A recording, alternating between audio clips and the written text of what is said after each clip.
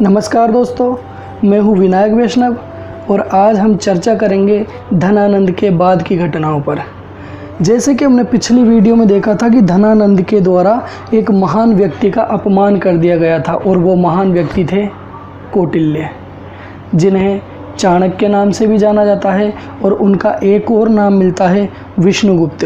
और वहीं से कौटिल्य, चाणक्य या विष्णुगुप्त ने एक प्रतिज्ञा ली थी कि जब तक मैं इस वंश का, अर्थात कौन सा वंश, नंद वंश, जब तक मैं नंद वंश का समूल नाश नहीं कर देता तब तक अपने केस नहीं बांधूंगा। और इसी प्रतिज्ञा के साथ कौटिल्य उन लोगों से समझौता करना, संधि करना प्रारंभ करने लगे जो धनानंद के धूर विरोधी थे, ताकि धनानंद को हराया जा सके।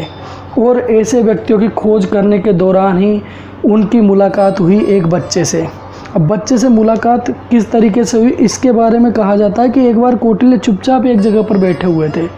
वहाँ पर कुछ बच्चे खेल रहे थे और उन बच्चों के बीच में अचानक ही झगड़ा हो जाता है। तो झगड़ा बढ़ने पर वो बच्चे बोलने लगते हैं कि चलो अब तो निर्णय वो ही करेगा, ये निर्णय अब यहाँ पर नहीं होगा। तो कौटिल्य को आश्चर्य होता है कि यार इन बच्चों का निर्णय कौन है करने वाला। कौटिल्य ने सोचा कि हो सकता है इनका गुरु हो या कोई गांव का ऐसा बड़ा पुरुष हो जो इनका निर्णय करता हो। तो कौटिल्य ने देखा कि क्यों ना ऐसे व्यक्ति से मिला जाए जो इन बच्चों का निर्णय करेगा। तो कौटिल्य भी उन बच्चों के पीछे हो लिया। कौटिल्य जैसे ही बच्चों के पीछे हुआ और बच्चे जैसे ही उस व्यक्ति से मिले जो उन बच्चों का निर्णय करने वाला था, कौटिल्य की आंखें खुली की खुली रह गई। निर्णय करने वाला वो व्यक्ति भी एक बच्चा ही था। कौटिल्य ने आश्चर्यचकित होकर ये फैसला किया कि क्यों ना इस बच्चे का न्याय व्यवस्था देखी जाए कि किस प्रकार ये न्याय करता है। तो कौटिल्य ने उस बच्चे की न्याय व्यवस्था देखी। उस बच्चे ने एक एक चीज़ को बारीकी से सुना बाकी बच्चों की, और ऐसा न्याय दिया जैसे कि कोई विद्वान हो, एक न्यायाधीश की तरह न्याय दिया। और इसी बात से प्रभावित होकर कौटिल्य ने उस बच्चे को अपने साथ कर लिया और कौटिल्य को उस बच्चे के अंदर दिखने लगा एक भविष्य का महान शासक, जो कि धनानंद को भी हराएगा और मगध पर एक ऐसा शासन स्थापित करेगा कि भारत के इतिहास को बदल कर रख देगा। और वो बच्चा था चंद्रगुप्त मौर्य। चंद्रगुप्त मौर्य के द्वारा धनानंद को पराजित किया गया और मौर्य वंश की स्थापना की गई। लेकिन मौर्य वंश के बारे में इतिहासकारों में देखा जाए तो कई बातों को लेकर मतभेद है। ब्राह्मण ग्रंथों में जाएंगे तो वहाँ पर बताया जाता है कि चंद्रगुप्त मौर्य एक निम्न कुल का था। वहीं अगर बौद्ध साहित्य में देखेंगे तो वहाँ पर कहा जाता है कि ये लोग क्षत्रिय हुआ करते थे। चूँकि इनके गांव का नाम मौर्य था इसलिए इनका नाम चंद्रगुप्त मौर्य पड़ गया।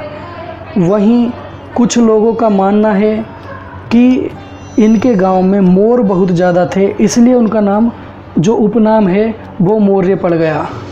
अगर विशाखा दत्त के द्वारा लिखित मुद्रा राक्षस ग्रंथ में देखा जाए तो वहाँ पर चंद्रगुप्त मौर्य को वृषल जाति का बताया गया है। वृषल जाति मतलब कि निम्न कुल का व्यक्ति।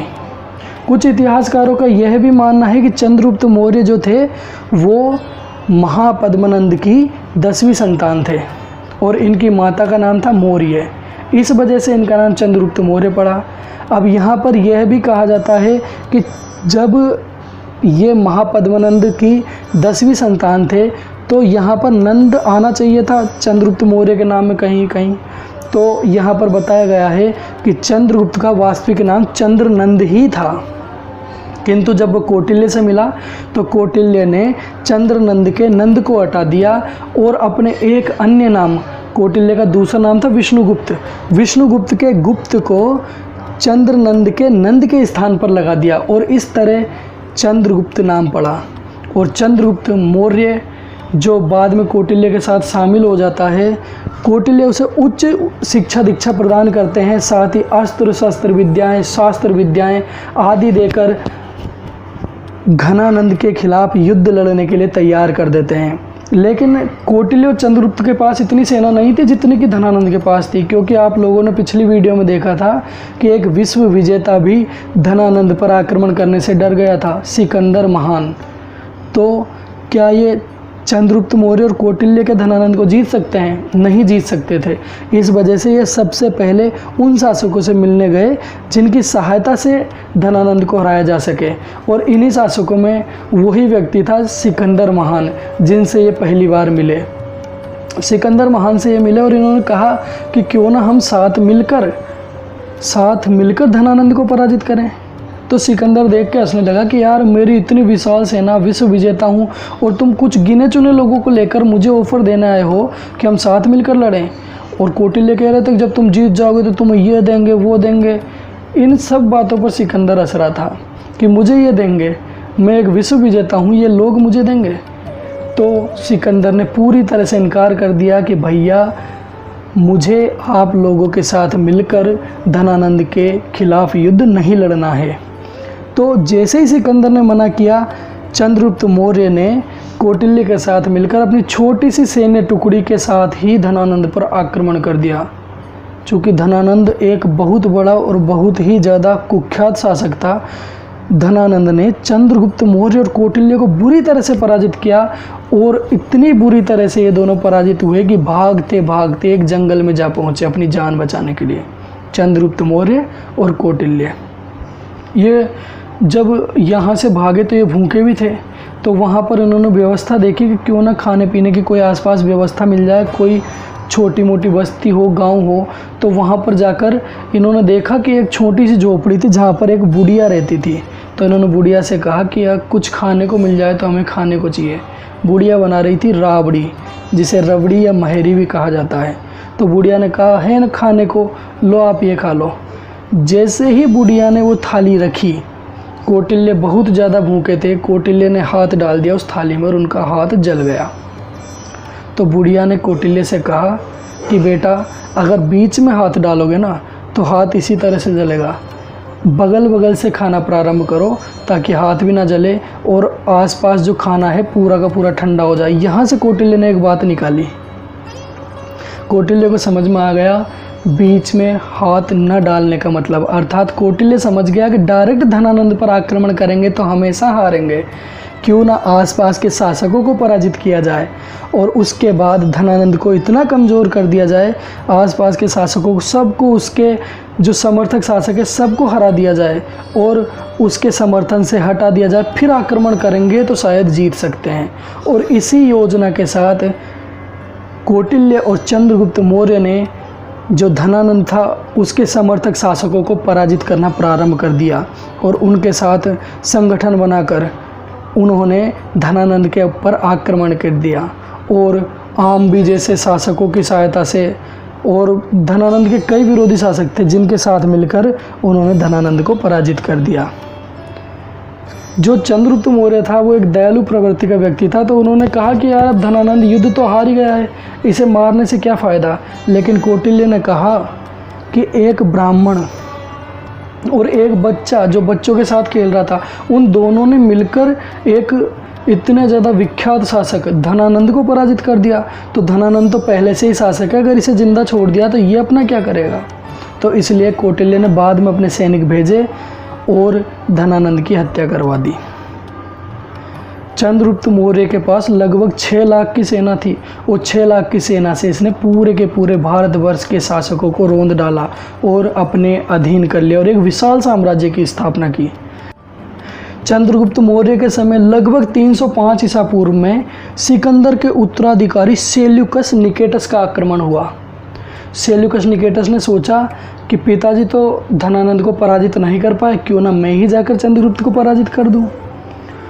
तो सेल्यूकस निकेटस अपनी विशाल सेना के साथ भारत में आक्रमण करना प्रारंभ कर दिया, किंतु चंद्रगुप्त मौर्य ने उसे बुरी तरह से पराजित किया और इतनी बुरी तरह से पराजित किया कि सेल्यूकस निकेटस को अपनी जान बचाने के लिए अपनी पुत्री हेलेना का विवाह चंद्रगुप्त मौर्य के साथ करना पड़ा।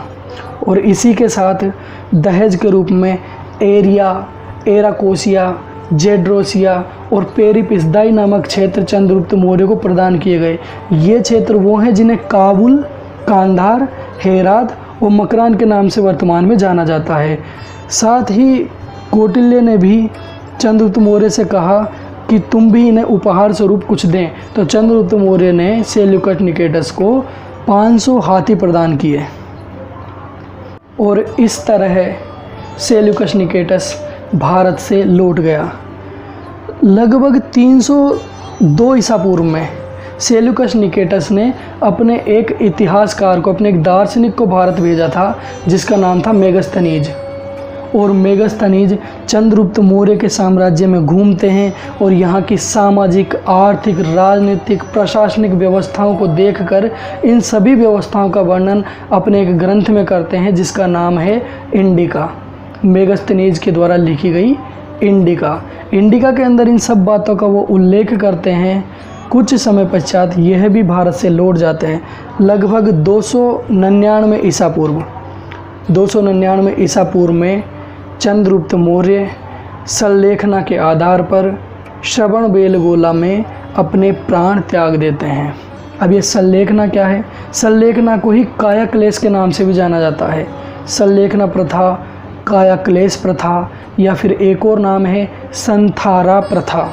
संथारा प्रथा, ये प्रथा आप लोगों ने करंट में देखी हो तो आज के लगभग 2-3 साल पहले राजस्थान में ये प्रथा उठी थी।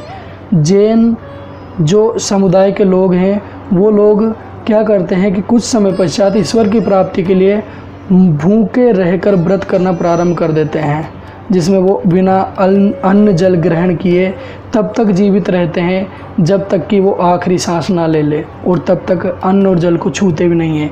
इस प्रथा के आधार पर चंद्रगुप्त मौर्य ने अपने प्राण त्यागे थे। अब सोचो कि एक विशाल साम्राज्य का शासक, एक पावरफुल शासक इस तरह प्राण त्याग सकता है? इसके पीछे भी एक कारण था। चंद्रगुप्त मौर्य जैन धर्म के तो अनुयायी थे, लेकिन साथ ही उन्हें एक तरह से लगता था कि कौटिल्य के द्वारा उन्हें प्रताड़ित किया जाता है। वो व्यक्ति जो चंद्रगुप्त मौर्य को रोड से उठाता है और शासक बना देता है, आपने कभी सोचा है कि वो चंद्रगुप्त को प्रताड़ित भी कर सकता है? वो प्रताड़ित कर सकता है तो किस प्रकार की प्रताड़ना देता है?